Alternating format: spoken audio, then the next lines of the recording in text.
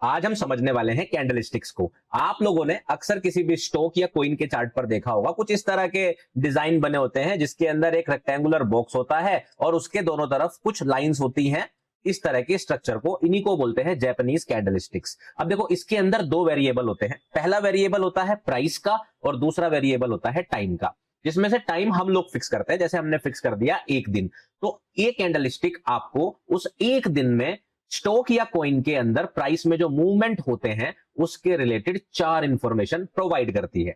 वो समझने से पहले समझिए कैंडलस्टिक के ये दो पार्ट क्या होते हैं। तो जो रेक्टेंगुलर बॉक्स होता है इसको हम लोग बोलते हैं बॉडी ऑफ द कैंडलस्टिक, ठीक है। और जो ये लाइन होती है ऊपर और नीचे, इसको हम लोग बोलते हैं विक्स ऑफ द कैंडलस्टिक, मतलब चोंच होती है।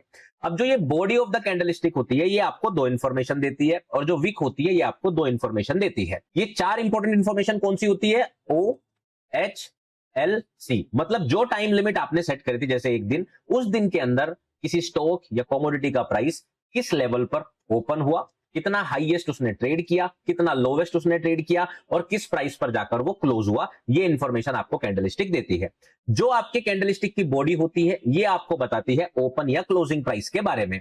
और जो विक्स के टॉप पॉइंट्स होते हैं, ऊपर वाला पॉइंट आपको बताता है हाईएस्ट प्राइस के बारे में और नीचे वाला पॉइंट आपको बताता है लोवेस्ट प्राइस के बारे में। ओपन और क्लोज कैसे पता करेंगे? अगर किसी स्टॉक का प्राइस जहां पर ओपन हुआ था, दिन खत्म होते होते ऊपर की तरफ अगर क्लोज हुआ तो ओपनिंग प्राइस नीचे होगा और क्लोजिंग प्राइस ऊपर। इसी तरह से अगर ओपन होने के बाद प्राइस आज नीचे गया तो आपका ओपनिंग प्राइस ऊपर और क्लोजिंग प्राइस नीचे होता है।